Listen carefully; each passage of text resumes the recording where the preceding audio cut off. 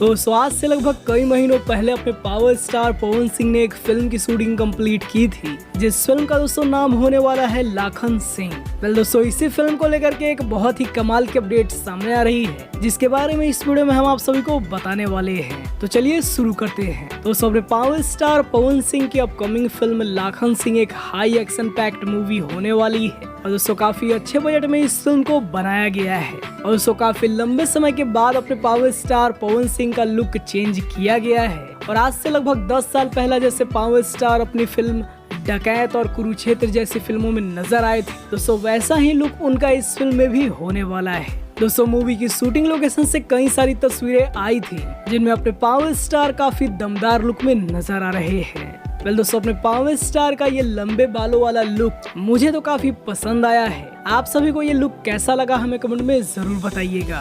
Film के दोस्तों producer की बात करें तो दिलशाद शाह जी और जगदीश शर्मा के द्वारा इस फिल्म को प्रोड्यूस किया जा रहा है। वहीं दोस्तों इस फिल्म को डायरेक्ट कर रहे हैं जगदीश शर्मा। वेल दोस्तों, जगदीश शर्मा इससे पहले पावर स्टार के लिए एक से बढ़कर एक बेहतरीन फिल्म दे चुके हैं और एक बार फिर से आप सभी के बीच वो काफी बड़ा धमाका लेकर आ रहे हैं।